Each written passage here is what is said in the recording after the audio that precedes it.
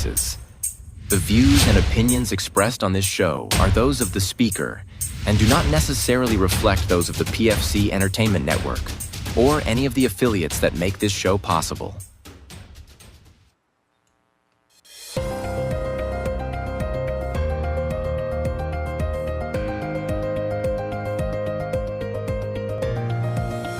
This is the Pure Fury Creations Entertainment Network. On tonight's show, we will have the updates on the Detroit Lions roster moves. We will look back on the week for the Detroit Pistons and the Red Wings, and the new streaming service for Detroit Tigers. All that more as a Sports Reel podcast begins right now.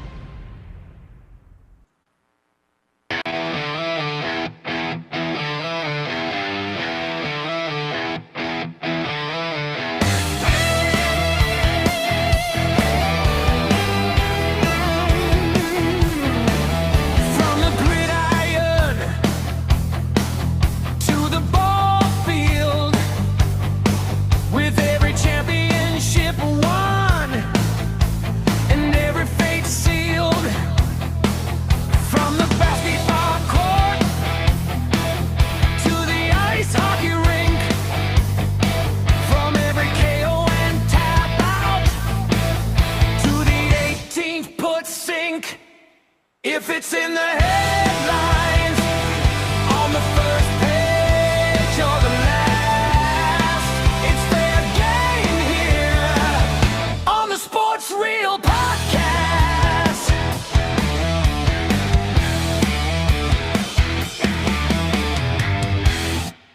And we welcome you to the Sports Reel podcast live on the PFC Entertainment Network. Along with Tim Sheridan and Eric Mendal, I'm Jason Clouse. We certainly appreciate you tuning in because the real reason why Tuesdays were invented is finally here, the main event of the week. Gentlemen, good to see you. Tim, we have a very special guest that's going to be joining us here tonight. Do you want to bring him on?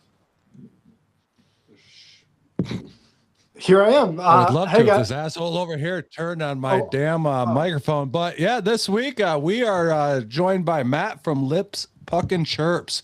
Yeah, Matt, welcome to the show, man. One, you got to tell me about this name. How'd you come up with it? I'm very curious about that. Listen, so I'm a big hockey guy, but I cover all sports. But so Lips is a play on my last name, and chirps are hockey, and puck you can replace with something else, right? What is that word?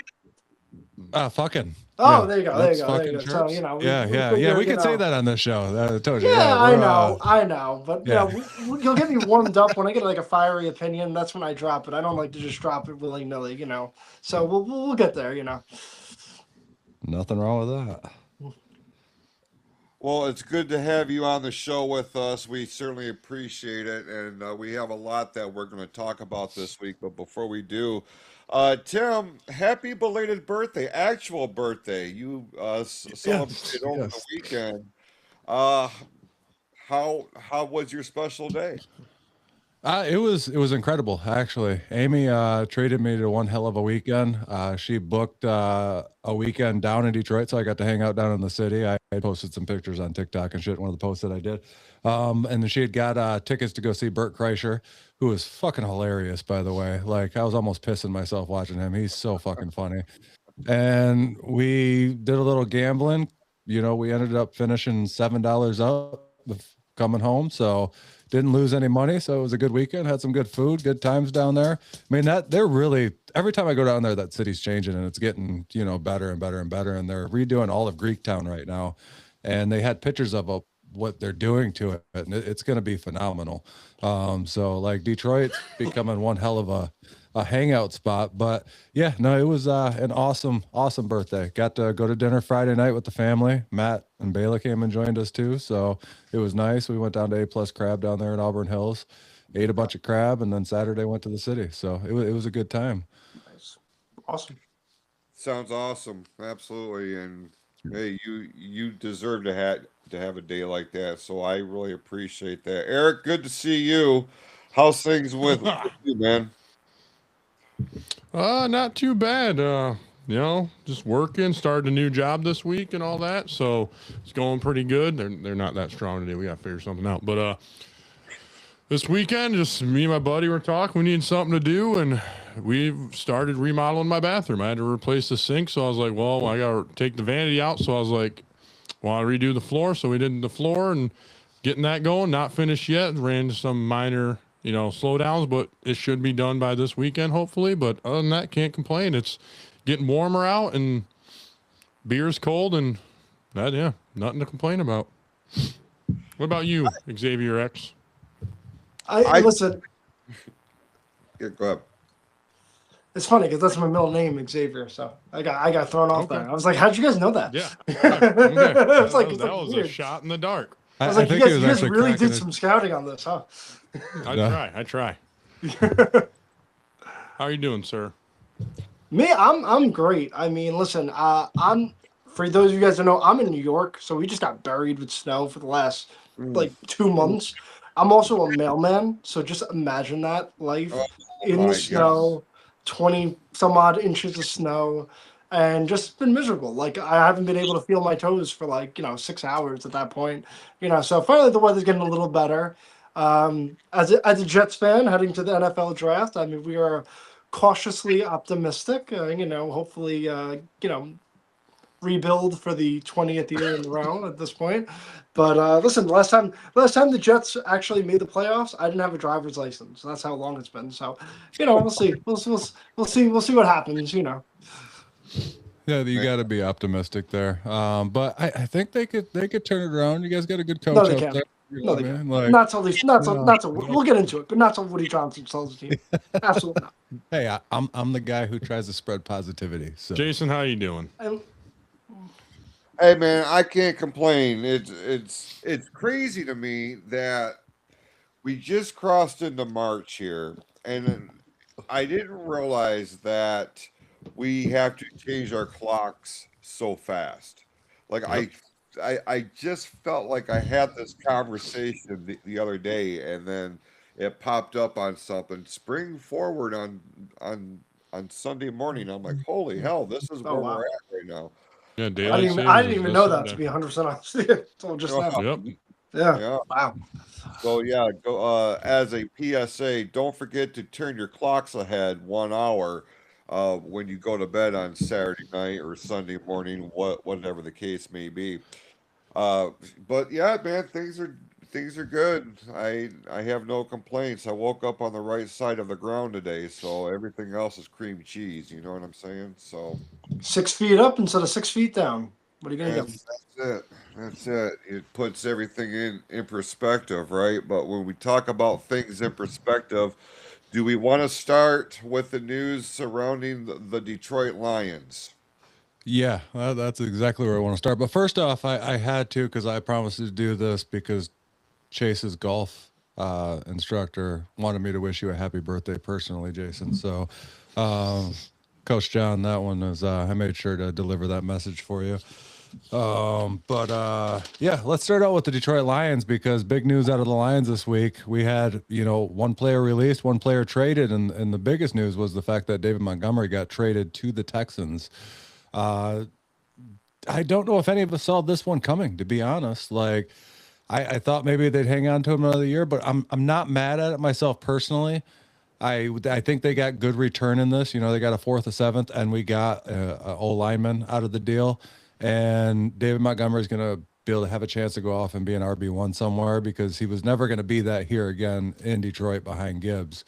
Now, the biggest question is how do we replace him is my question. Anybody else have any thoughts on this trade? Well, honestly, I think it's a good return. I think it's decent. The one thing that, as Bill Belichick always says, you want to get rid of a player a year early than a year late. And running backs, they don't have a long shelf life. Let's be honest. So, you can find value with running backs in day 3 of the NFL draft. So you shouldn't really be too concerned with the replacement.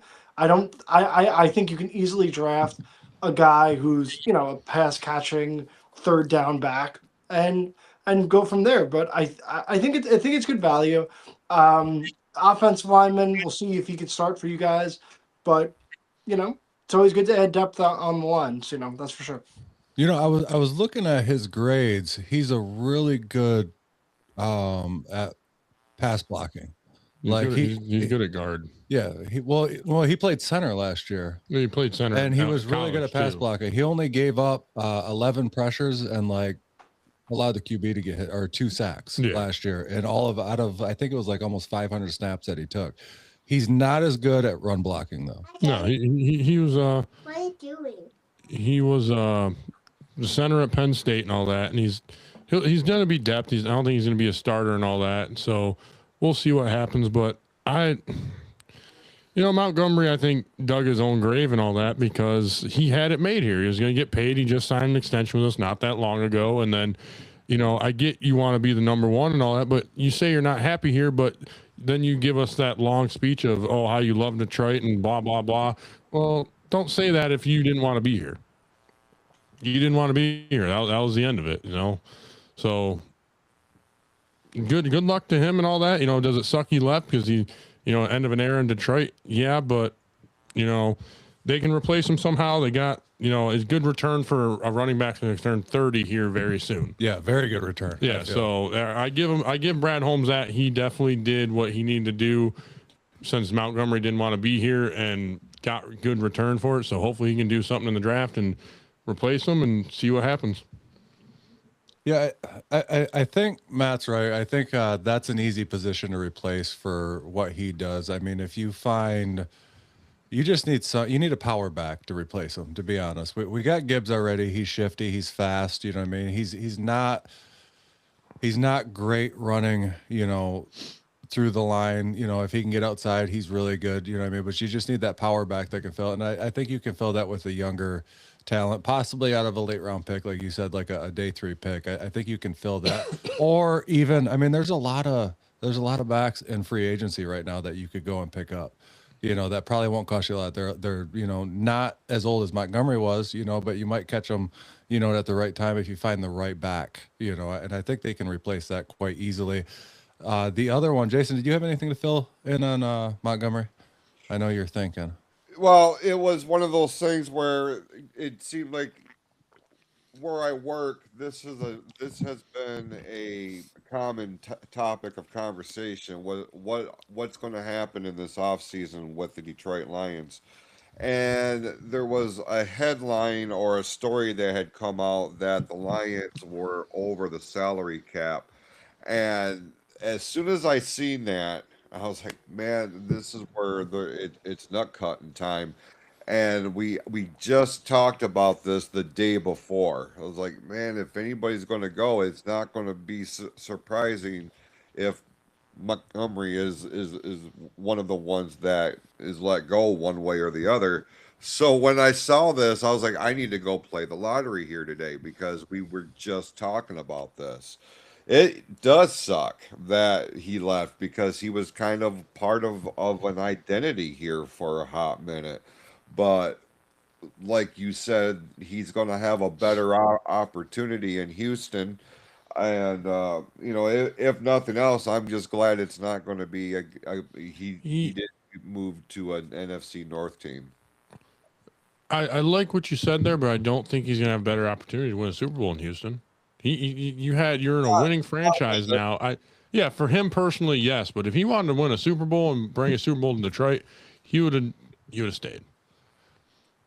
I wasn't necessarily saying winning a Super Bowl. I know. I see it of a personal. Yeah, he'll be RB1 there. That's for sure. That's what he wanted. But I'm just like, the bigger picture is winning the Lombardi Trophy.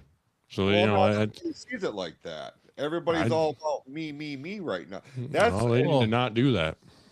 That's Eric said this many a times though himself personally, is that your career is only so long. Make that money while you can. I have said that, and he was making his money for a backup running back.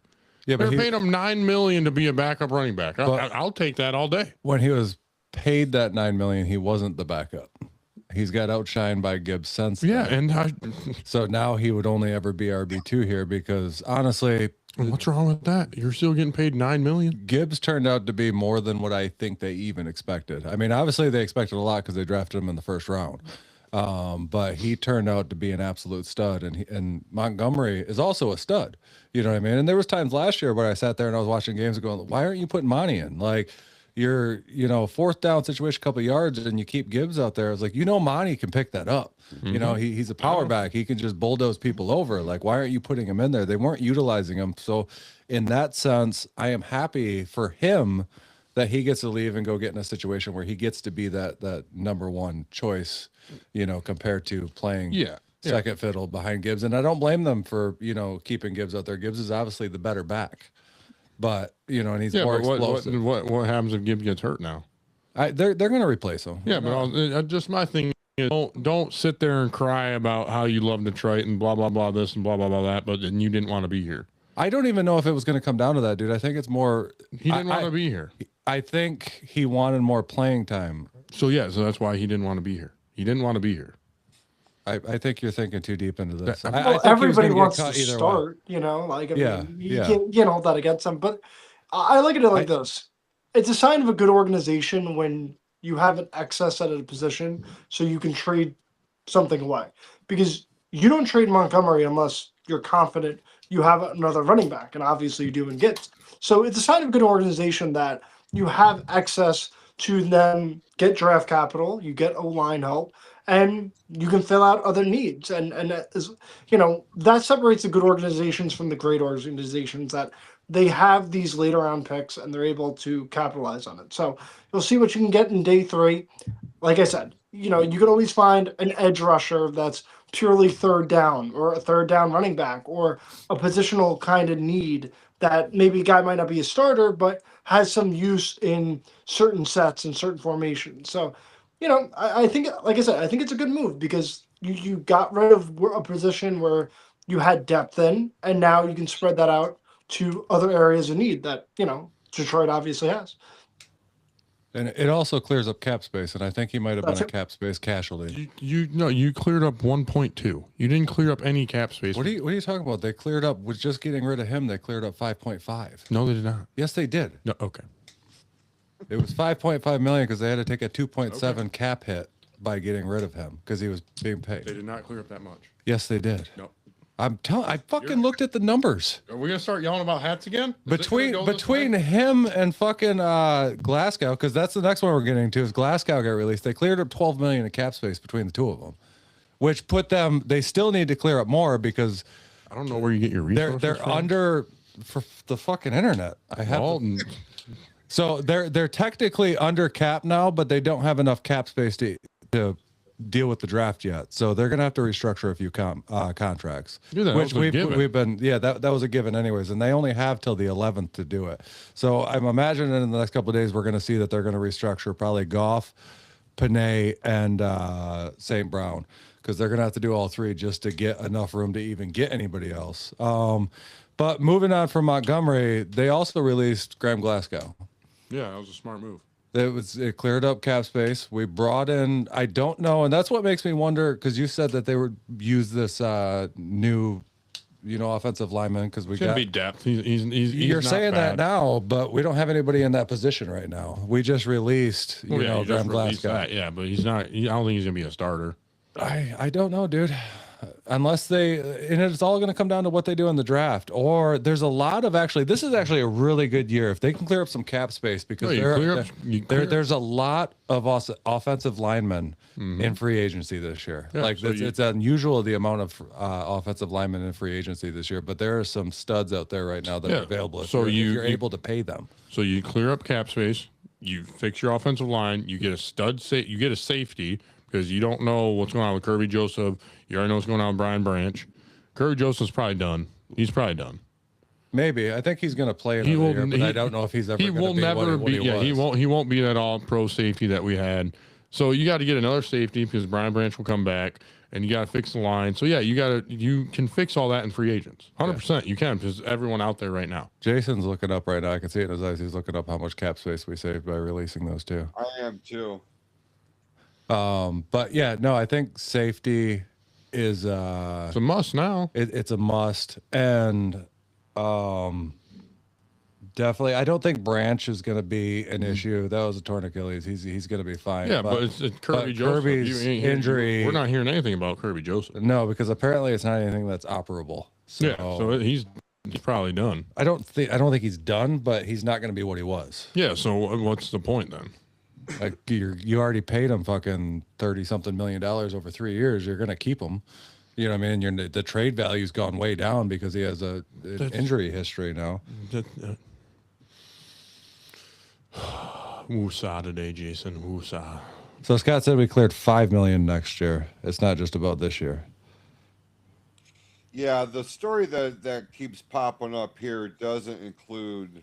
This is just dealing with Montgomery, so it's not the total. And I'm having a hard time. It keeps popping these ads up on here, and it's pissing me off. Earl, 1.92. It was no 5. We did not clear up 5 this year for us. So we're still $4 million over the cap. Yes, it did not. Trading him did not do shit for the cap. You should have released Decker. We shouldn't keep Decker. Period. That screwed us right there. That's a hard position to release, and you draft him. You have the 17th pick. You know you're going tackle, and there's quite a few in. Yeah, we've been looking at a lot of mock drafts. There's not too much that's left at fucking 17 by the time they're all taken. No, the tackle from Northwestern is good. Okay. You know who drafts 16? The Jets are drafting 16. They need everything, so you can't. Yeah, you can't expect to get a great tackle at 17, I mean, you can't expect to get a day one starter always, 17, I mean, it's tough. It's tough. I mean, Decker's pretty reliable though. I mean, he's steady. That's debatable. He's dealing with shoulder injury. Yeah, he's going to be someone you got to cater to, and it's not what you need at that position. Because you could, like you said, you release Decker. We went over this, put Panay at left, and you can get a right tackle, so that's not as a valuable position, but it is. So, yeah, someone would be at 17. Maybe. That's a hard – if we had a top 10 pick, I'd 100% say get rid of Decker if we had a top 10. This offseason, we're going to argue a lot. I can already feel we are. But at 17 – I'm right, you're wrong. So. No. Dude, when it comes to football, I've been right 99% of the time, and you've been wrong 99% of the time. Motherfucker. Telling this guy, me and him are going to argue today. We're going to have lots of fucking fabulous We're talking a lot about hockey. Yeah. But keep your mouth shut. Yeah. So they released Graham Glasgow. So obviously they're in the position now that they're going to be completely rebuilding this offensive line. I imagine not completely, but they're going to be adding some pieces to the interior. You got to rebuild. My guess is right now, I think Decker did us a favor by, telling us before the draft that he was going to play another year because he didn't pull a Ragnow like last year where he waited till after the draft and then decided to retire. Did you see the Bears lost their all-pro center? They did. 27 years old, he decided to retire? Yep. At least he didn't pull a Frank and did it in June. So we'll see with that, but you got to you'll get that center from Baltimore. That's your first move in free agents. You go if you can get him, but I almost guarantee you right now, I'm going to call this right now. He's going to Chicago. I fucking guarantee it. Because Chicago's the number one landing spot for Crosby. I guarantee he's not going to Chicago. He's going to Chicago. Watch. No, Chicago's going to sign him. Why they don't have to give up draft picks. They can still trade their draft picks to get Crosby and sign this motherfucker for a ton of money. Yeah, they need a center now. He's going to Chicago. I don't think he's going to go to Chicago. We'll wait and see, but we will. I have a feeling. Well, your feeling's wrong. Matt, you got any takes? Listen, it's funny because Detroit, 2-3 years ago, had one of the best offensive lines, and that was the building block of this whole Dan Campbell era, right? Like you built from the lines, offensive and defensive, and now how quick things change in the NFL. And now you got to Swiss cheese offensive line. You got to figure out at least on the interior at least. Now, the good thing is interior offensive linemen tend to be a little easier to acquire than tackles. Everybody knows you need a left tackle. That's, left tackle is probably the most important position in the offensive line. So tackles are probably, I would say, are okay in Detroit, but got to fix up that interior line and, help out the running game, help out the passing game, make sure Jared Goff's not on his back every, other play. Yeah, and that's a huge thing. And I think the biggest downfall of their offensive line was Frank Ragnow retiring after the draft last year because they weren't able to address that position. Oh yeah, that definitely hurt us. Yeah, You know, because 100%. not to change the subject, but is it just me or like with football in general? There's guys just I want to say kind of randomly retiring. Like I feel like in the last 5, 10 years with everything going on with concussions and whatnot, I feel like you just see a lot more random retirements. It started with like Luke Kuechly. What was that? That's like 10 years ago now. And now I just feel like people spontaneously, even 27, 28, maybe even younger, and they're just nope, done. And that's how I feel on it. Well, I think the Luke Kuechly thing, because that was probably, pardon me, one of the best linebackers I've ever witnessed he's play. great. Oh yeah, just how smart he was. But he, like he said in his speech, he doesn't feel like he could play the game that he could the way he wanted to, and so he left the game. I feel like at the right time because he was going to be a shell of what he was, and he didn't want that. He played hard for 10 years, was a hell of a linebacker, probably one of the best you can discuss because he was so smart, studied so much. So he left because he felt like he couldn't continue to play that way, and I my hat's off to him because that was hard for him. It's hard for anyone that probably retires that played this game for so long. You know, you start at Pee Wee and you work your way up to high school, then college, then pros, and you're playing it for 30 years. Yeah. And then you got to quit something that you just truly love and were blessed to do. So yeah, I give Kuechly, I give him mad respect because he's like, I can't do it how I want to do it. He Well, still yeah, could have just like- played. He still could have played another 3 to 5 years. 100% Yeah. he could have. 100%. But just like the Bears center, he's 27, he's retiring. yeah, it's Yeah. Drew Dolman. Yeah, he made his money. He's like, I'm out. He's like, I mean, he probably got something bugging him, probably his back or something. And he's like, I'm not going to try to block these 300-pound men anymore because if I do, next 2 to 3 years, it could get worse. Yeah, But and I think a lot of that also has the avenue of a lot of guys going into podcasting, a lot of guys going into the media, a lot of guys, hey, what? Yeah. Even if I get 50%, 40% of the money without getting tackled every other play, why would I not? Why would I take that?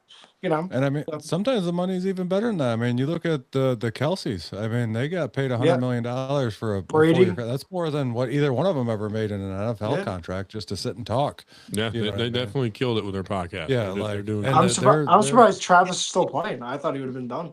I really thought he was done after last year.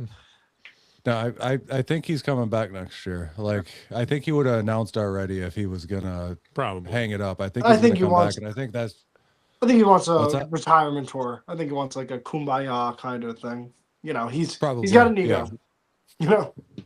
He does. But and I think he wants to win one more time. Well, I don't think I it's don't going to think- be I don't next see year. that 'cause- happening. It definitely will not be next year. No, it'll be at least 4 years before the Chiefs even come close. If they do, Mahomes is done. He's not Done? Shut the fuck up. Done. Scott, where are you at? Scott's in the chats. And I'm I sure know. he'll I agree know. with you. I know. But yeah, I think you're right. Guys are retiring earlier, and the one that really hits my mind is Andrew Luck. I mean, Yeah.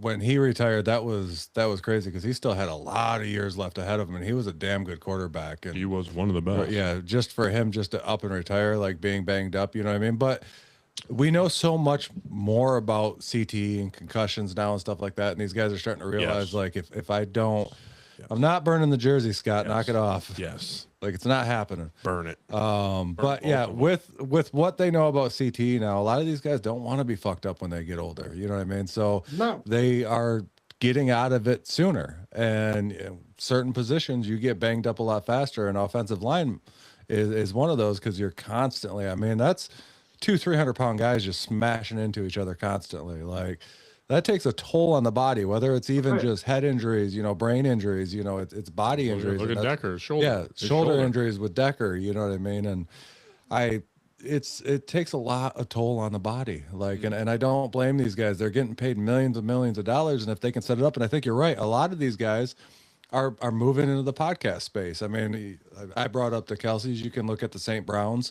You know what I mean? Their podcast is doing really well. A lot of these football players are getting into podcasting now, and they're getting paid big money to do it. Well, I think Now I got to ask you because this bothers Yeah. me as a sports fan. Do you think professional athletes that are playing the game should have a podcast? Because I don't. I might be in the minority on this one, but to me, like especially when the Kelsey brothers were both active, and like I see Draymond Green his podcast, and he's talking about stuff going on. I feel like it's hard to take the game seriously when you have a guy who's actually playing the game and talking about what team is good, what team is bad. I mean, especially to me, I just don't like it. Once you retire, yeah, that's fine. But if you're active, I don't think you should have a podcast on it. Just my 2 cents. I think it's a give or take. You know what I mean? I think it's the direction of the podcast. I can see where you're coming from. You know what I mean? They shouldn't be talking about everyday stuff that's going on with the team or what other teams are and stuff like that. Like, But that's just like me and you work. Yeah, it's just talking about everyday work stuff. That's their work. yeah, They, I mean, it is they their can do work. whatever they want. I see your points there, Xavier. I'm just gonna call you that now. But I just Well, they're on they're on their own time. They can do what they want. But I see what you're saying. I guess with that, because you have all the eyes on you in the spotlight, probably not talk about as much what's going on in your league. But yeah, you can't. That's just like what the talk we had about professional athletes going to the Olympics and all that crap. They're on their free time. They're going to do what they want to do, and if they want podcasts and they want to talk about it. Just like St. Brown making that one comment about average fans don't know ball. Just relax because the OC hire we made and people didn't really like it. So yeah, I see your point on that. But at the same time, like they're going to do what they want to do. It's their time to do what they want to do. I just piggyback that into all the gambling scandals that you have Yeah, now, fair and enough. all the inside, and to me, I don't know. It's just like you see so much of it now, where across all the sports, and just how it's so easy to rig it, and you have all these prop bets and everything like that, and these athletes can. I mean, I've done this on my channel a whole bunch, where people getting caught with the gambling stuff. It's crazy to me, Yeah, I can see that aspect of it because and we brought this up. I think it was either last week or 2 weeks ago. We had a whole thing where we talked about professional athletes and social media and whether or not it's good for the sport, whether or not they talk shit on social media and stuff like that. So, and I guess podcasting is a form of social media. So yeah, absolutely. It's there's something wrong with this fucking guy next to me, Jason. We're still talking about football. That's the problem. It's the off season. It's the off season, but there's a lot of news happening because What about it's about to be the what start about of the Kyler new Murray season. getting Yeah, we're released? getting close to the draft. That's Yeah, exciting. draft's coming up, and the start of the new league Oh, here is okay. on the No 11th. one heard you what know I I said. mean? Yeah, Kyler Murray got released today. Nobody cares. He's going to be a backup somewhere. Wow, the future Jet, huh? Yeah, he probably will end up being a Jet. You know what I mean? God help us. Especially if they release Justin Fields, which I think they should start Justin Fields more. I liked him when he was in Chicago. Fields Well, I should have mean, never listen, you left guys can have Chicago. Aaron Glenn back after he gets fired next year. So I mean, I'll take him back. Yeah, he was a good better defensive coordinator than head coach. Yeah, Good Lord. yeah. Horrible. The only reason I think they kept him was because I don't think they're going to get a quarterback this draft, and I think they're trying to go for number 1 overall next year, and that's why they kept Aaron Glenn, because he's just that bad of a head coach. Damn. He is horrible, horrific. Okay. And listen, some coaches, they're just not good. They're great coordinators and not good head coaches. That's fair. That's fair. He's been a god awful. I mean, just It's only 1 year. You can't go off of 1 year. You got to at least go off of 2. well, it's 1 year and it's the New York Jets, so you know what I mean. It can't, There's, Hey, there's they a lot have a of Super Bowl unlike us, so okay, yeah. When the that's moon, all what's more real, the Jets Super Bowl and the moon landing? probably both. Both, yeah. We were there. We were there. We were there. We were there. I don't know We were about that. Armstrong was there. There was video of it, man. Come on. Wasn't just some stage in California like everyone says. Probably was, but Listen, I think Aaron Glenn did a great job in Detroit. His last season in Detroit defense wasn't great, and you guys can attest to that. Injury. Injuries, He of made course. it. Yeah, he Of made course. it work with injury and just pulling people off the street and still making it Well, work. Yeah, so I mean, it worked till it didn't. But exactly. when Robert Saleh, who's terrible, as a head coach, and he looks like the best coach in the league, looks like Andy Reid or Bill Belichick compared to Aaron Glenn. The team was so dysfunctional. The team was just, I mean, how many times did we get blown out of the water? There was no functionality. There was nothing there. And I mean, listen, we'll see year two. The Jets have 5 first-round picks in the next 2 years, but so far, I mean, not a fan of Aaron Glenn whatsoever. Well, if it gives you any hope, the first year Dan Campbell was head coach of the Lions, they had 3 wins. But that's apples and oranges. It's apples and oranges because You can't you always guys count were that first year. 0-9, 0-10, and then you won a couple of games, and so you had that building block. The Jets got worse. They got blown out by 20 plus points the last 5 games of the year. There's nothing to build on. There's no quarterback. There's no building blocks that they have. You have to start from scratch again. And it's not even like they were good for a while. They haven't made the playoffs. They're the longest drought in sports. In the 4 sports, the Jets haven't made the playoffs. So, like, that's how long their drought is. You're talking since, what, 16 years, 15, 16 years? It's crazy. So, I mean, got a lot of work to do. I mean, I'd take even a 6 or 7 win season next year. That shows me signs of improvement. But I bet my mortgage on the fact that it's going to be less than 4 wins. Damn, he's a bet man. I like him. Yeah. Bet my mortgage. And I might be homeless, but we'll see. Yeah, Scott just made a comment. He said, Saleh, so bad he got a coaching job again. Maybe it's the front office in New York. And we've brought this up a bunch of times where sometimes it's the front office that, is the problem with these teams and not so much the coaching. Whether it was Chicago in the past, we brought up Cleveland many a times. We brought up the Jets in particular on this one too, when it comes to, the owners can't get out of their own damn ways to allow the teams to win. Yeah. So maybe that's all sports, I think. Yeah. If you have a bad owner, you're not going anywhere. Fish rots from the head down. Yeah. Simple as that. I mean, the biggest example I can bring up is Jerry Jones. Like, they'll never win again. Dallas will never win again as long as he has too much of an ego. Yeah. I mean, at least the Jets have their first round pick next year, so I'm happy about that. So, I mean, yeah. They could tank for all I care.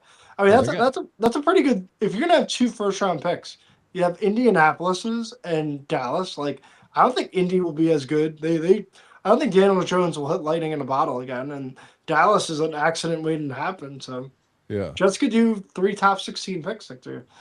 Very true. Very true. Jason, do you have anything to fill in before we move on to the NBA real quick? No, I think you guys pretty much have it covered here. We're just going to have to wait and see what happens with the draft right around the corner.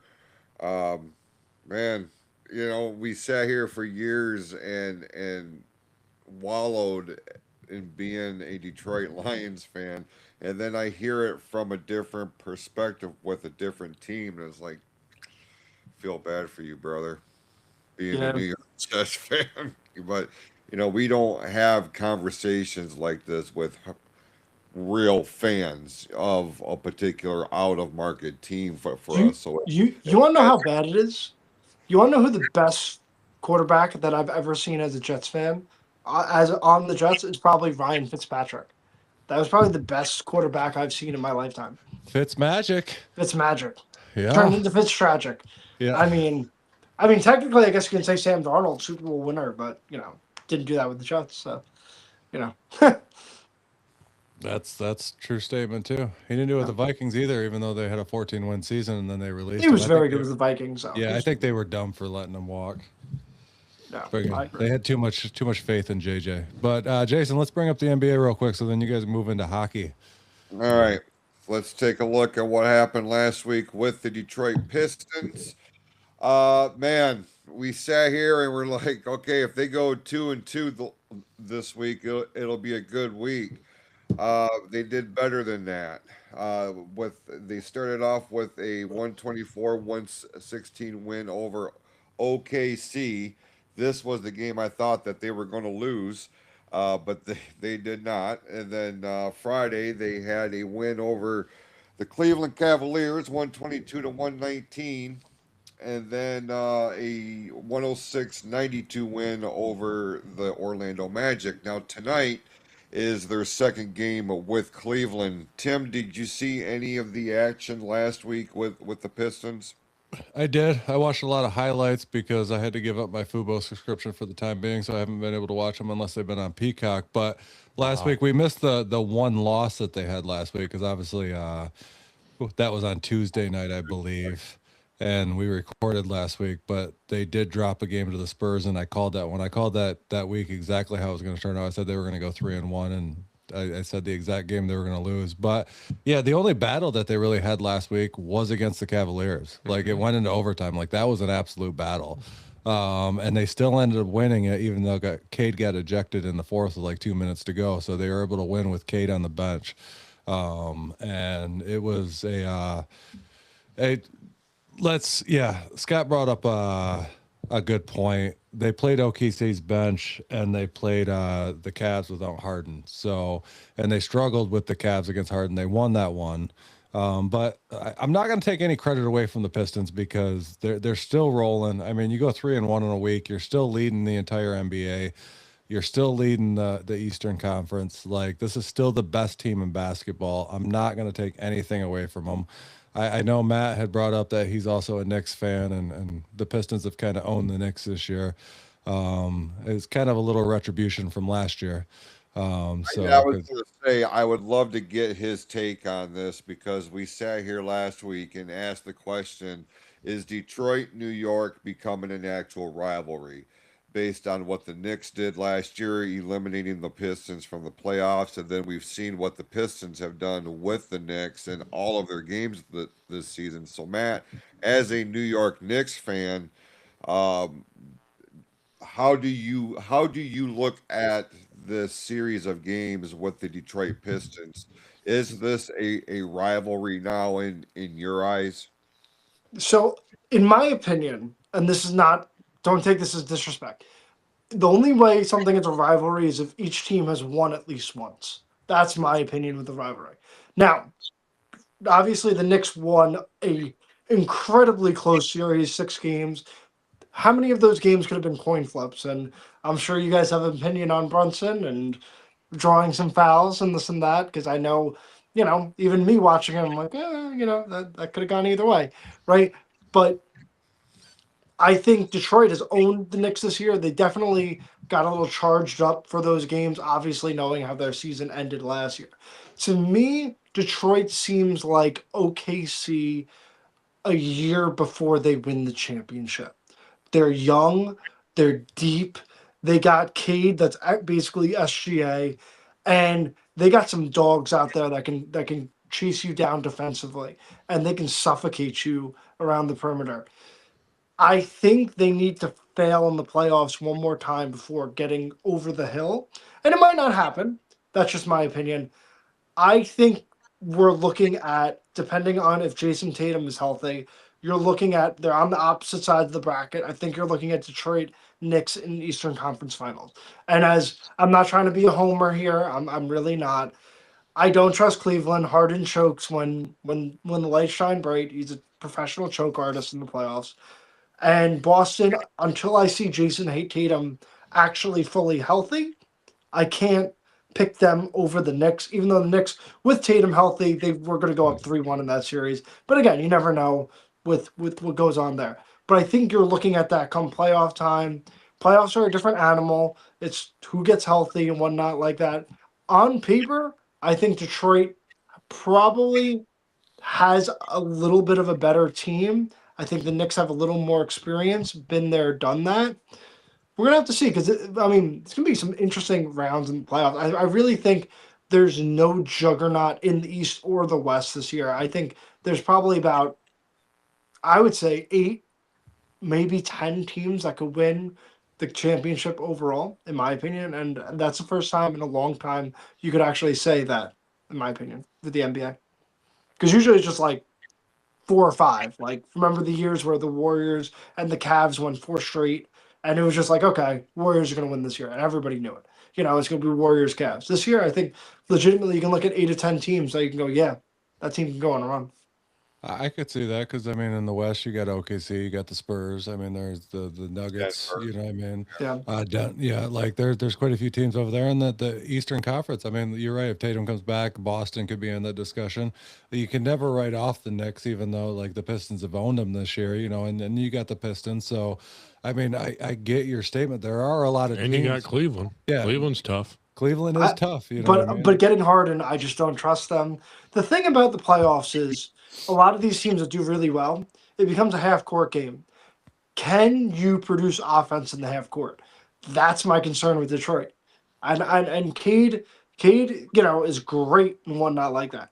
Can he facilitate to the point where when you're locked down, when you only have half this floor and you're locked down in the half court, because in the Knicks last year in their playoff series, they got stagnant and they played great for about 44 minutes. And then the final 4 minutes when things got tight, that's when the offense really got stagnant. I mean, you guys can tell me as Detroit fans, I mean that's what I saw. And I saw the Knicks were able to execute half court offense much better than Detroit was. And that's because they were a young team. And that's just from what I'm seeing from afar. No, and I kind of see your point there. I mean, the one thing that the Pistons are, lacking right now, and I was hoping they would address this in the before the trade deadline, was having a shooter, because their 3-point percentage has tanked, over the last couple of weeks, and they haven't been able to hit those threes like they were doing there for a while. So I get your point. The only I give them credit in the fact that they have the ability to win these close games. They've won a lot of close games this year, and most of the games that they've lost this year are within 3 points. There's a few oddballs there where they lost by 10 or something like that. You know what I mean? But a lot of the games that they lost this year, and I think they've only lost 14 or 15 at this point, are all within 3 points. So they're playing very well, right to the buzzer. You know what I mean? They're playing close games. They're staying in it. I think they're still missing that shooter. And you need a 3-point shooter. And you can't.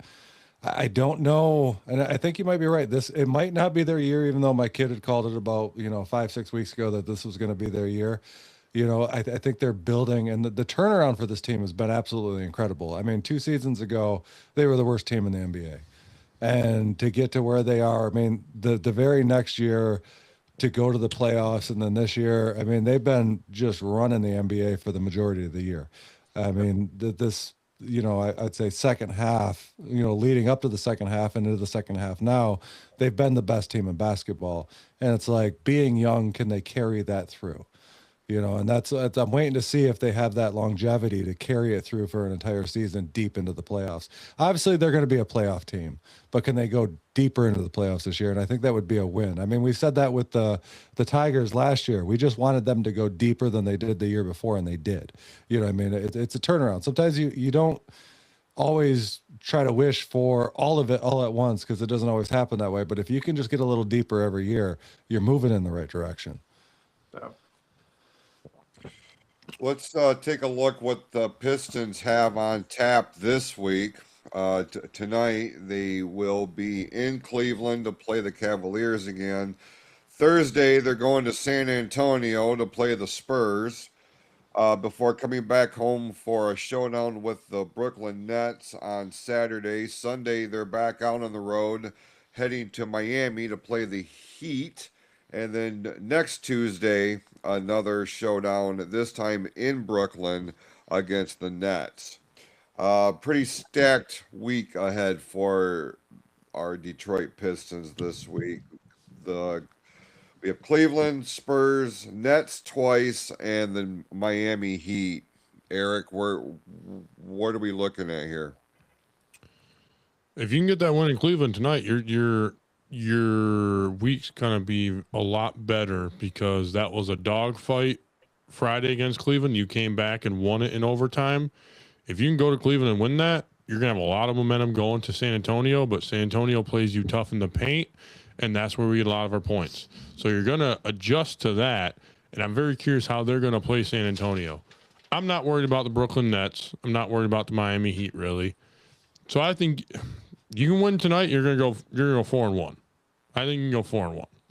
My one is going to be the San Antonio Spurs again, just because they played us so hard in the paint, and that's where we get a lot of our points. Just like Tim said, our 3-point shooting has tanked. That's how you're going to beat the Spurs, because whatever his name is, I can't pronounce it. Freaking number 11 or number 1, I don't know, but Wembenyama. Exactly. He's so long and lengthy. He defends the paint so well, and that's our bread and butter. We need a shooter, just like Tim said. So if we can get our 3-point shooting that game up, we have a good chance to beat the Spurs. But if we're going to play our game, he's gonna stop us just like he did in Detroit a couple of nights ago. All right, Tim, what are you thinking here? I'm kind of tossed up between a 4-1 week and a 3-2 week. I think we might split with Cleveland, to be honest. You know what I mean? Over this last week, I think we got them the last time. I think they might get us. I have a feeling the Spurs might get us again, but then we win the next 3 straight. So I'm gonna go 3-2 this week. Still a positive week. You're above 500. You know what I mean? You can't complain about that. But I could easily see them going 4-1, and I could see them possibly beating the Spurs, you know, after just taking that loss to them. But I think Cleveland's going to get them this time around. Okay. While we're talking about basketball real quick, and while Eric stepped out before we get into the NHL, let me just make mention real quick. On the college front, it's wrapping up before we head into March Madness. The University of Michigan Wolverines will be in Iowa on Thursday, and then on Sunday they will wrap things up with Michigan State. The Spartans have a Thursday night showdown with Rutgers before their game with Michigan. It didn't go well for the green and white last time these two teams hooked up. No, we're still gonna. You got to live up to that bet here eventually. As soon as we can get you into studio, it's Yeah, coming. It's coming. it's got to sooner rather than later. Yeah, I But know let's there's a lot of people out there who want to see it, Jason. There's well, people just waiting. and I understand that, and that's why I think we should make this a pay-per-view thing. All right, let's go ahead and make the transition over to the National Hockey League. We'll start with what the Detroit Red Wings did last week. Coming out of the Olympic break, picked up a big 2-1 win over Ottawa before dropping one to Carolina, 5-2, and then last night another 4-2 win. This time over the Nashville Predators. Um, Matt, you said you were a Rangers fan. Rangers fan. Yep. All right, let me ask you as a sidebar because I Fucking appreciate. bring that back up. I wasn't here. Hey man, you snooze, you lose. You know we got shit to do here. We don't go on Eric time. Feel The me? fuck you don't, bitch. Yeah, I'll pull it back up in just 1 second. But No, this you're is good. a I seen it. sidebar. I seen it. All right, go ahead. Yeah. New York, the state of New York has the Islanders and it has the Rangers. Rangers and the Buffalo Sabres. And technically, I could throw New Jersey in there, I guess. Close enough, right? Yeah, but does anybody really count New Jersey for anything? They got more fans than you think. Trust me. Yeah, no, I Jack know. Hughes is on the New Jersey Devils, and he won us the gold medal. So shut up, Jason. I know. Don't bring that disrespect to him. Use your daddy. I'm just Exactly. saying. I'm just saying. The whole New Jersey stigma. But Nobody likes New Jersey. It's fine. how is it? What was it about the Rangers that you're like, this is going to be my team, as opposed to the Islanders? I can tell. I can say. And I'm right actually now, I can from say Long right now- Island, so I that's can the say funny right part. now why. Because they're Why? original 6. No, it's not correct. Okay. It's not correct. But it's okay. You tried. You should have You know, agreed with me on that one. It's all right. It's fine. Cool. So listen, I just love miserable teams, rooting for the Mets, rooting for the Jets, rooting for the Knicks, and I figured one more miserable team. Why not? But no, seriously, I was never big into hockey, to be honest with you. And when I was about 12 years old, I was over one of my friend's house, and it was during the NHL playoffs, and he's like, "Hey, you want to stay and watch the Ranger game?" And I was just like, "Sure." And he's my best friend at the time, and watching Rangers, and got into the playoffs, and I'm very loyal. I'm loyal to my sports team, so watch the Rangers, and that's all she wrote. And here we are. Now we're doing podcast stuff and stuff for talking Rangers, talking the whole league, and that's all it took. Have you been a hockey player, or are you just No. I can't even ice skate. No, I feel you. I can't either. It would be like a moose, after I had a bottle of vodka, looking like that. That's what I would look like. No, I totally hear you. All right, Eric, for your benefit, sir, let me bring the graphic back up and then see what they did last week, and we'll look ahead to this week's games.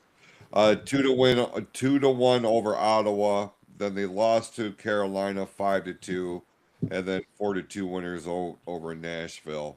Now this week, starting with tomorrow, big game with the Golden Knights of Las Vegas. Friday they will be playing the Florida Panthers. And then Sunday they hit the road for, well, the aforementioned New Jersey Devils and another game with the Florida Panthers. So the Detroit Red Wings have their work cut out for them this week, it would appear. Uh, Matt, I know you said, it was brought to my attention like hockey is your thing here. When you look at the turnaround that for us, the Detroit Red Wings, because of where we're at, this is obviously what we're focusing on. But now it seems like there are more bigger outlets that are starting to pay attention to this resurgence for the Red Wings in a very competitive Eastern Conference.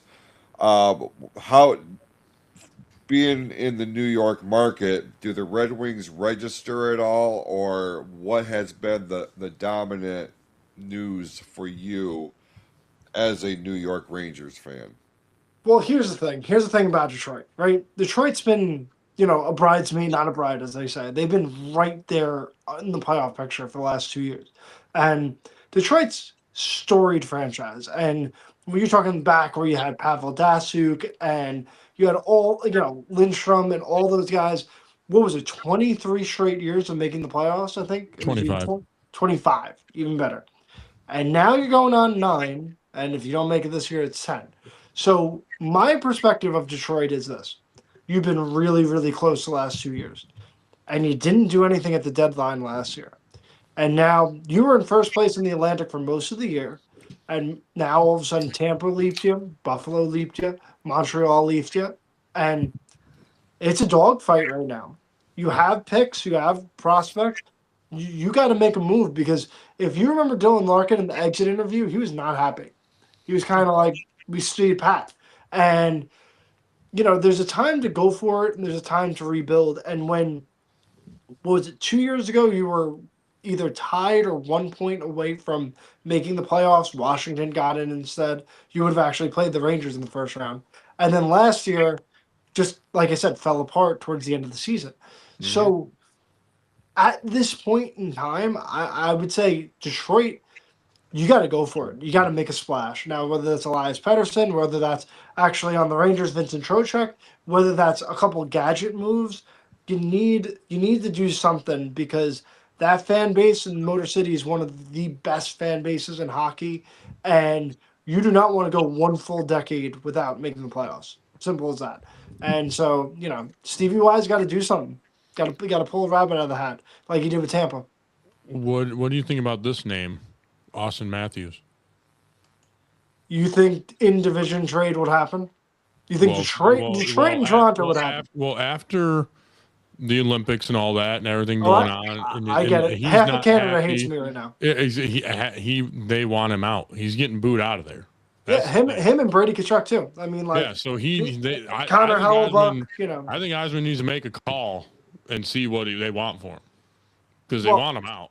I just can't imagine any way, shape, or form you trade him to an original six rival and in division. I just cannot see that. That's fair, but also I'm already hearing rumors of Connor McDavid coming to Detroit in 2 years when his contract's up. I'm already hearing rumors about that, and I'm just like, dude, if you could get Austin Matthews, maybe not this year, but next year. And then who knows? Because then that pushes Dylan Larkin down the line too, and then Austin Matthews the first center, and then that just makes that second line even stronger. I think Matthews is good enough to carry his own line. I don't think you mess up with the first line. If you got Matthews, I think you'd actually put him on the second line. I don't know. Yeah, it just. I think Larkin's already got the chemistry to bring it and everything like that. 100%. I don't think you mess up. I just don't think you mess up the chemistry. But I think Austin Matthews is a pipe dream. I think we got to tamper our expectations back a I don't little know. bit.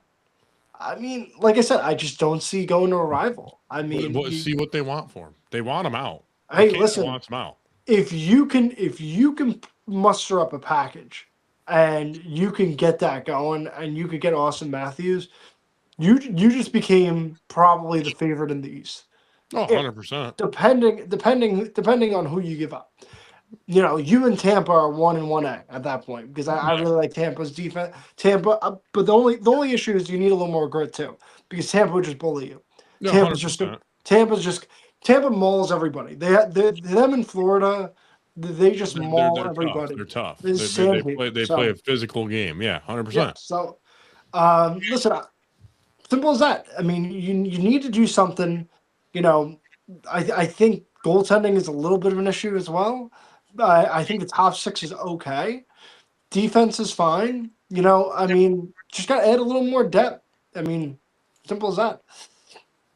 You're not wrong. You're not wrong at all. And that's why, like I said, that's why I brought up Matthews' name. I'm like, they want him out. He probably wants out of there because he spent all his whole career there and have not done anything. To come to the Red Wings, it might be, a dream for him and all that. And that would just, like you said, it'd be us in Tampa. It would be a 1-2 punch. And who's going to win that game 7? That's what it would come down to. Tampa.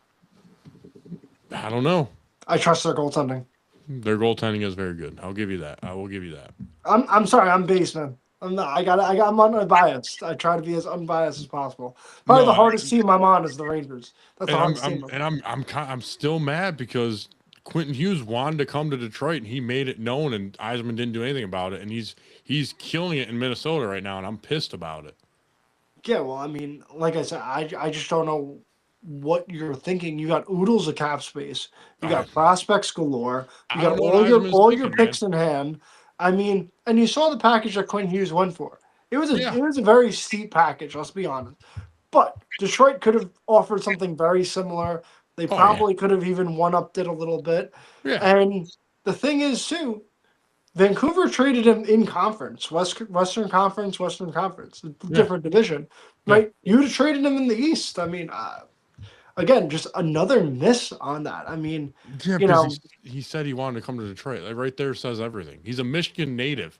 Come on. yeah, but he didn't have any move protection. There was no move clause. So Vancouver was just going to take the best deal. Simple No, as that. I get that, but that's where Eisman should have been like, hey, dude, this guy is a Michigan native, wants to come to play for Detroit. I need to get him here. When someone wants to go to a team, you can't let them slip through the cracks. That's my opinion. And he would have been. I mean, But I had Cale how long McCarr is over his- Quinn Hughes. Before the Olympics, I had Cale McCarr over Quinn Hughes as the best defenseman in the league. And then I saw the Olympics, and I went, wow. Quinn Hughes playing with he was unbelievable. And I mean, if you look at him on a game-to-game basis, just a random game, look at Minnesota versus Nashville, totally random. Yeah. He plays like 31 minutes a night, which is Yeah. unbelievable. He's a fucking goat. He's a workhorse. Like crazy. And he's not the biggest dude, but he's still great defensively, great offensively. Really a miss there for Detroit, honestly. 100%. He It really frustrates the shit out of me. should. I mean, because you could have got him, and you could have still got another forward too. Honestly, Yeah, you could have easily. 100%. Easily. But isn't Quentin Hughes' contract up in like a year or two? Year and a half. So you get him for 2 seasons. You get him 2 So, months. Yeah, so eventually, maybe that's what Eisman's thinking. Okay, I can get him in a year and a half, and then add to the depth. I don't know, But here's the thing that people are forgetting because everyone's like, "Oh, he's going to sign in New Jersey. Oh, he's going to sign in Detroit." Minnesota's got the edge on it because July the CBA runs out in December. Mhm. July 1st, Minnesota can offer him a new contract. Yeah. Minnesota can offer him an 8-year deal. Yep. By the time he gets to free agency, the new CBA will allow for when you offer a free agent that's not a different team, the max will be 6 years. So right then and there, is he going to leave 2 years of term and whatever the dollar amount is, 10, 12, 15 million. So if he's making 15 mil a year and gets an extra 2 years of term, is he going to leave $30 million on the table to go from Minnesota to Detroit? Would you? I mean, I guess that just depends on how deep his roots are. If he wants to play for Detroit, he'll come to Detroit.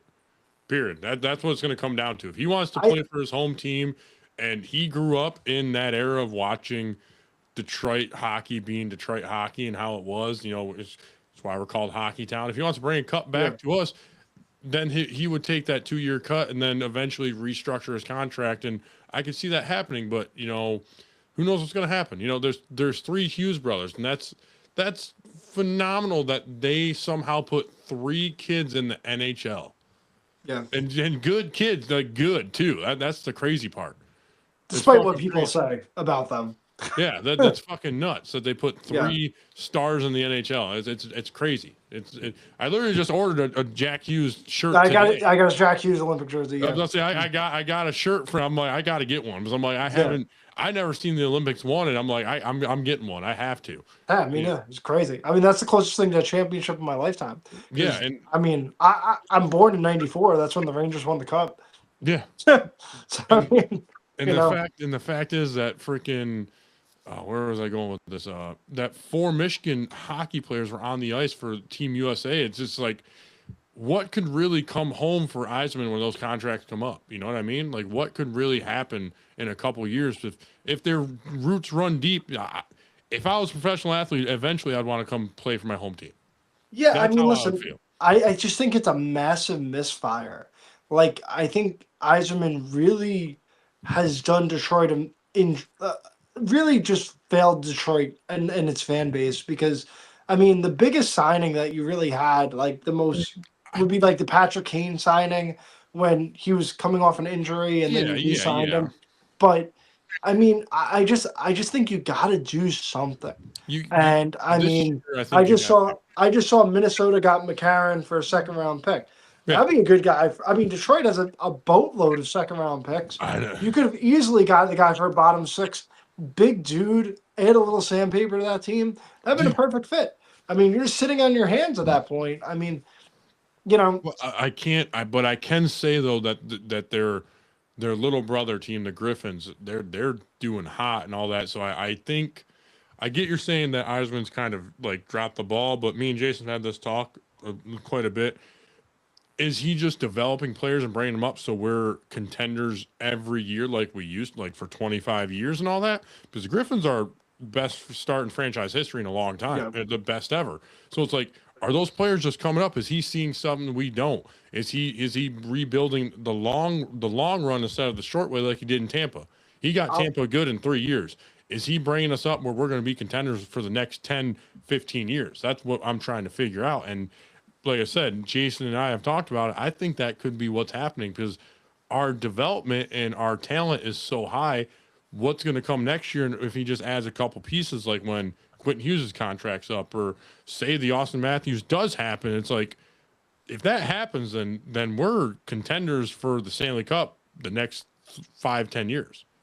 Right. But what I'll say to this, and I think goes with basketball, I think goes with hockey, when it comes to these trades, it's F the picks, and whoever gets the best player in the deal usually wins it. Simple as that. That's fair. And I mean, you look at Tampa, you look at Colorado, you look at Vegas, you look at Florida, all teams that just have consistently traded away their first-round picks.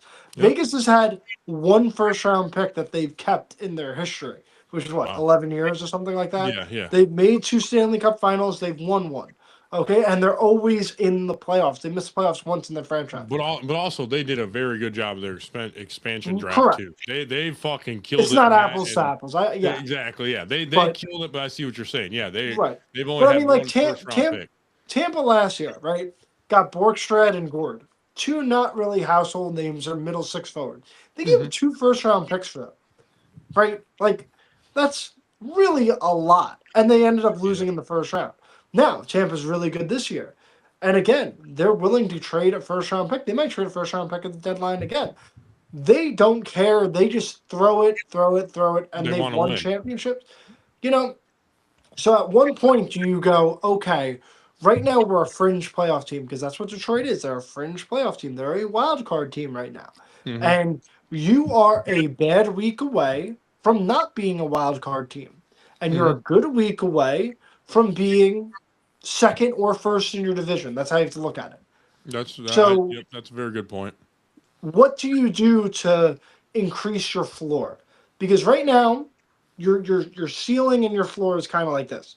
You get a guy, you move your ceiling up, you move your floor up to the point where at worst you're a playoff team. Because, like I said, 9 years without the playoffs, you need to make the playoffs. Little Caesars Arena is one of the best arenas in the league by far, and it's electric when it's loud. Uh-huh. Those fans deserve playoff hockey. Oh, yeah. Absolutely, without a doubt. Jason, what's your opinion on all this that me and him gone back and forth on? I gotta get you in here because I know you're a big hockey guy, and I can tell that big brain of yours is pondering stuff you want to say. Well, it's interesting to me to hear Matt's perspective on this, and I feel like there is a contingent of Red Wings fans specifically that are not going to agree with his assessment that Steve Yzerman is not he's not a failure, but he's not doing exactly what we imagined he would when he came here as the GM, based solely on what he did with Tampa Bay and how quickly he was able to do it, and two, and more importantly, his legacy in this city and with this franchise. When Iserman came here, there was, if we're being honest, unrealistic expectations placed on him immediately because of who he was or who he is. And we have sat here for weeks and condemned, up until recently, the ownership practices of the Detroit Red Wings, the Illich family. Because we've said, if the old man was still here, we would not be having this conversation right now. The team as a whole would not be where they are right now. But we don't know what goes on to the day to day. What we're seeing now is what Eric alluded to, is it's kind of like a slow burn, trying to restore a foundation to build the future of this franchise upon. The problem is you're coming up to a decade, so this is taking way longer than any of us anticipated because we are hockey town. They don't just put that tag on there because it's cute and catchy. That's what this is to us. And it's fascinating to me when you look at the psyche between sports fan, GM, franchise, player, and what that dynamic looks like. Personally, we put Steve Yzerman in a situation where it was Stanley Cup or bust, but right fucking now. And we're done waiting for it. We've been done waiting for it. So I feel like now, as we're coming up to the 10-year mark of this whole thing, he's starting to feel the pressure now, because you got to believe he really wants to be here. I like anybody who thinks he doesn't want to be here and is purposely trying to sabotage the entire operation. You can go get fucked, because I've seriously had that conversation before. That's not Steve Yzerman. So I don't know, man. We want more than anything for the Red Wings to Oh, people think he's just here to sabotage. What the fuck does what? He's literally had his whole career here and made Hockey Town known. What the fuck are they thinking? They're not, and that's 100%. Those people are dropped on their head when they're two, for sure. Look what he did with the Lightning and how fast he because he just burnt stuff and that's because he made a trade with the Rangers, and that was one of the Exactly. worst trades in the history. So there you go. You just need all you just need is Yzerman to trade with Chris Drury, and you'll be fine. Yeah, he made a he pulled players and all that, and also like we talked about before, Florida does not have a state tax, so people are making their money more there. So yeah, they got to look at that too. Yeah. So it's just that is he turned around 3 years there, but also there was a kind of a foundation in Florida at that time. And Detroit hasn't had really much draft luck. I mean, they know how to draft, but they haven't had Exactly. the top. And even this 9-year No, stretch, they haven't. Have they had a top 3 pick? I don't think so. I I don't don't think so. think I so. know like I Lucas think like Raymond top. was up there. I Yeah. know Zadina, like I mean, but like they're top 10, but you know, so like Tampa's gotten Stamkos, they got Hedman back to back, Mm-hmm. and that's how you build. If you get number 1, number 2 back to back, Oh yeah, boom, you're on your way. you're gonna build. You're gonna build Unless of right away. course you're the New York Rangers, but you know, Yeah. I mean, yeah. But Had to throw that one. Jason, Lafreniere and Kako back to back. And exactly, yeah. But Jason, my bring up about Austin Matthews coming to Detroit, just if Eisman picked up the phone and asked Toronto what they want from him, how do you feel about that? Because he was on that USA team that won the gold, and he's a hell of a fucking hockey player. He is. And But I think he takes that number 1 line from Larkin and he put Larkin down to 2. I really do. Don't get me wrong, I love Larkin, but also I don't know if that would happen because this is Larkin's team, and him in that game against the Senators scored the overtime goal and if passed Sergei Fedorov for franchise history in playoff in overtime goals. So Larkin's already made his stamp in Detroit. this is where the whole ego thing is going to get called into question here. If they look at this, if bringing Matthews here is going to be the missing piece, then absolutely Dylan Larkin will do whatever, as long as it gets them to the Stanley Cup Finals. Because did you hear his interview after the gold medal game? No. He said he had a taste of success and all that, and he's like, the next one I want is a Stanley Cup. So I feel like if that were to happen, you bring Matthews in, I don't think he would mind stepping down to that 2 line so you can be better.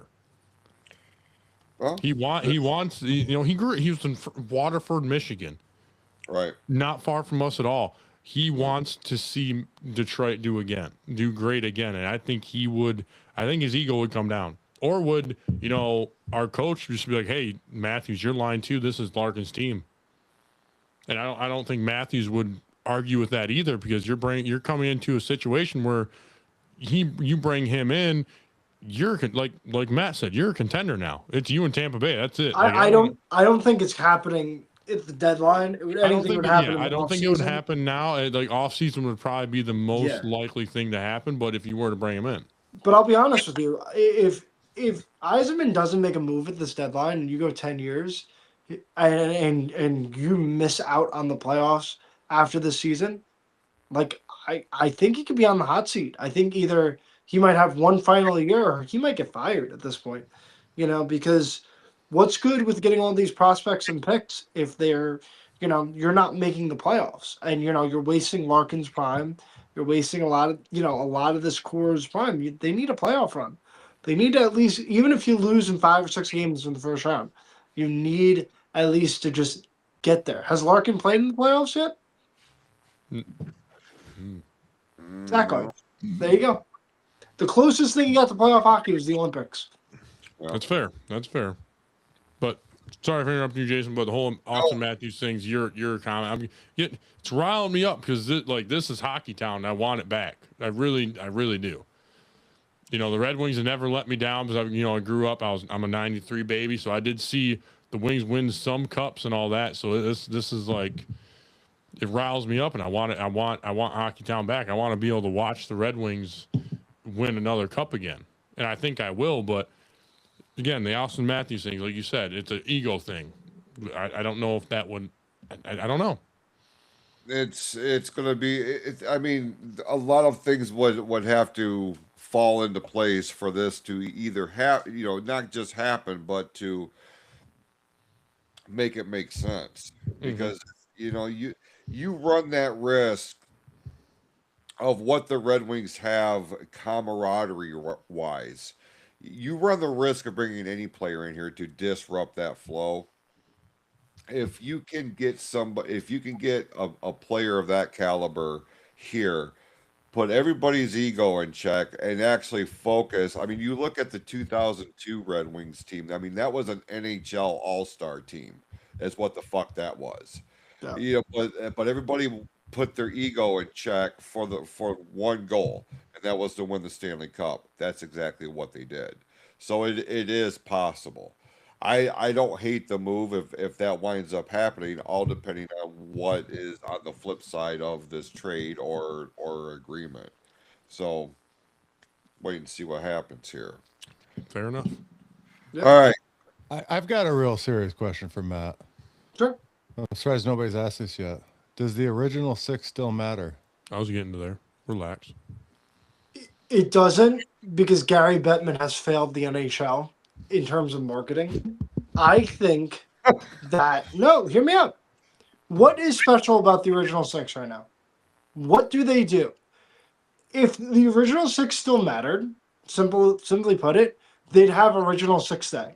They'd have a day where only the 6 teams that were the original 6 would play each other. You'd have 3 games, prime time, kind of like Thanksgiving Day with the NFL, right? Where you have, a noon, 4:30, and an 8. You would do that with the NHL. That's when the original 6 would matter. Until then, what is the point of the original 6? You have the Centennial jersey?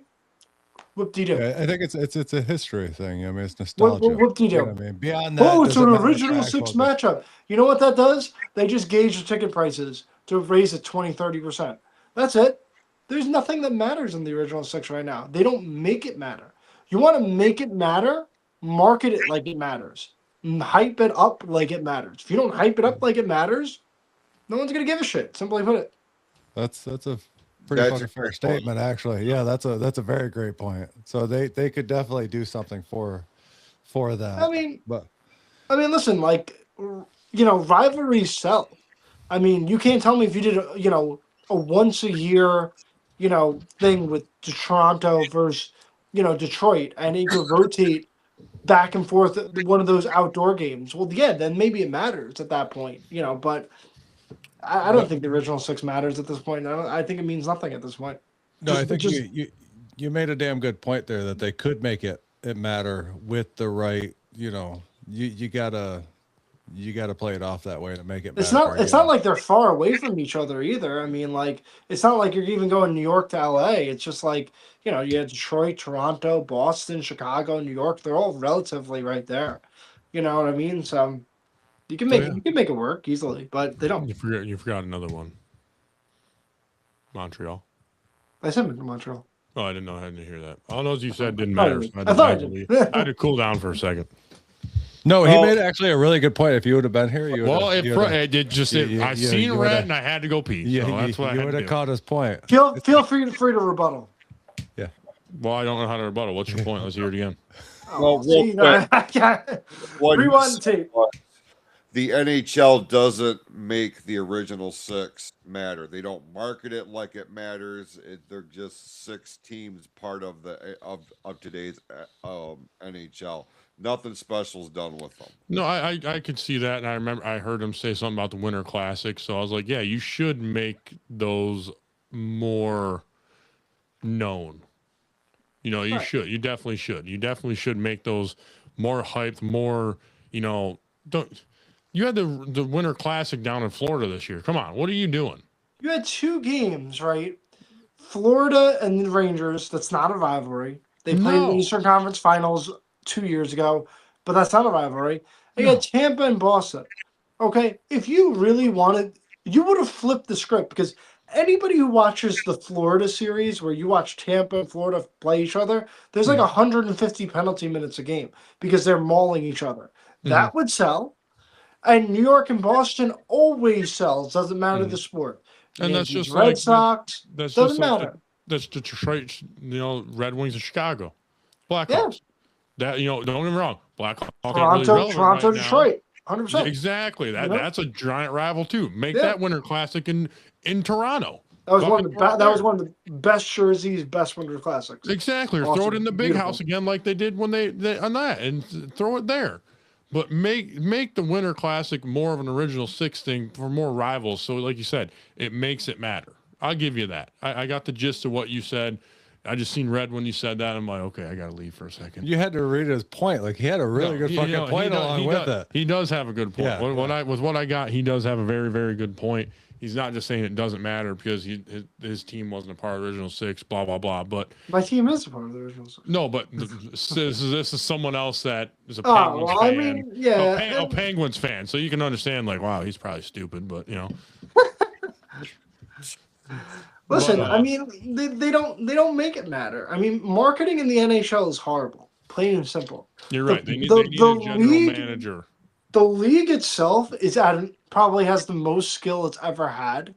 I mean, just watch Team USA versus Team Canada, and obviously that's basically Team Canada played better. That's the thing. Team Canada played better, and they should have won that. Team game. USA won 2 out of the last 3. That's simple fair. as that. Fair enough. Simple as that. And sometimes you get goalie. That's why when people. That's why half of Canada hates me because you talk about it. Canada would win 4-1 in a 7-game series. You don't know that. You don't know how the games turn out. Yeah, you don't know. Okay. And like I said, Team USA beat them in the Four Nations 3-1. Then they lost in overtime in the Four Nations, and they won in the Olympics. So it's 2 out of 3. Okay, all within a year time frame. That's fair. That is very fair. You got a good point there. All right.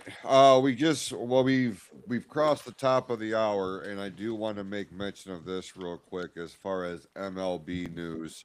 The Detroit Tigers did announce their plans to unveil the new streaming service that will make their games available on a more regular and consistent basis. It's going to kick off with the start of the regular season at the end of this month against the San Diego Padres, what they're calling Detroit Sportsnet. That's going to run for $19.99 a month or $189.99 for the entire year. So, and starting with the next season, this is where you will also be able to see the Detroit Red Wings games as well. So, very interesting and exciting news for longtime Tigers fans. We'll talk more about MLB next week. Tim, do you have a 2-minute? I do got one question for you though, Jason, about that. What's that? So, like, will this, say, Dead Heart Tigers fans will buy that subscription and all that, and, will that put Detroit in that top market team like New York and LA? If, so much money goes for that, are they going to start putting more money into the team, you think? I feel like this is a step in that right direction. I think this is what I do know that this is going to be overseen, at least initially, by MLB. So they're going to be having a real, MLB obviously has a considerable stake in individualized markets like New York, like Los Angeles.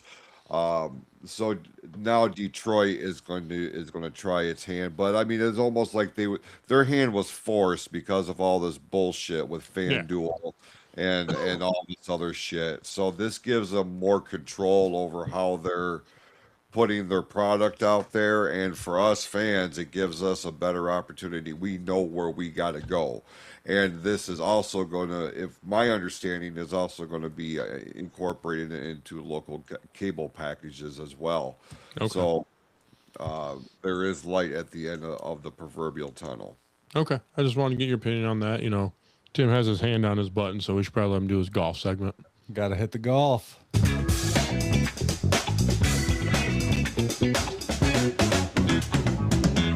Tim's 2 minutes of sports talk. Tim's 2 minutes of golf talk brought to you by the Sports World Podcast. Last week we had the Cognizant Classic. In first place we had Echevarria at 17 under. Tied for second we had Moore, Lowry, and Smotherman at 15 under. In fifth we had Castillo. Tied for sixth we had Mitchell, Hogard.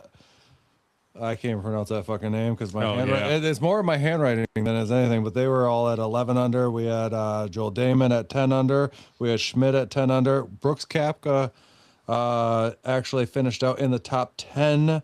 He tied for ninth with Schmidt at 10 under. And then Hogard got 10 under also, tied for ninth.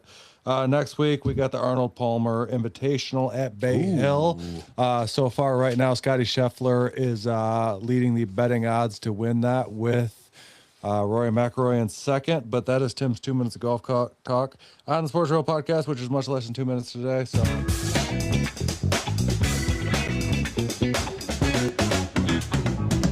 1 minute this week. That's what I got. Yeah. You're rushing it now, man. Matt, brother, we appreciate you coming on with us this week. You want to plug your stuff real quick? Yeah, listen, I'm at Lips94, Instagram, Facebook, YouTube, TikTok, and I try to do as much hockey stuff as I can, and I try to sprinkle in an extra TikTok here or there throughout other sports as well. But I appreciate you guys having me on. I had a lot of fun. Definitely want you on for some playoff hockey for sure. Oh, you for sure, absolutely. When Detroit misses it, right? Yeah. You got me there. But hey, you never know. Listen, I think, like I said before, they make a move, they'll be in. If not, I don't know. It's gonna be a toss up for sure. 100%. Definitely. On a programming note, next week we got your agent Brad and Jersey Fred from It's Monday, y'all. Joining us next week, March 10th at 6 p.m. Eastern, right here on the Sports Real podcast. So look forward to having those guys on next week as well. Jason, you want to roll us out? Absolutely. If you haven't done so already, we invite you to check out our brand new online store, All Things Sports Real Podcast. Head over to pfcsportsreal.printify.me. And I don't know, well, I know you haven't because I did it right before we came on the air. Brand new merchandise just dropped. Eric, do you know you can get some floor mats for your truck that have your face on it now? Oh, Jesus. Oh, Jesus. I just want Matt to get one of those hoodies that Tim's wearing. The original 6 Still Matters. Listen, I got it. I'll give you my credit card information. Okay, there we go. Hats, hoodies, sweatshirts, cups, mugs, things for your vehicle, things for your desk, things for all walks of life. Head over to pfcsportsreal.printify.me, your one-stop shop for all of the great merchandise of this particular show. And with that, we appreciate you tuning in. We'll be back here next Tuesday for another live edition of the Sports Real podcast as a part of the PFC Entertainment Network. Let's go Pistons. Go Red Wings.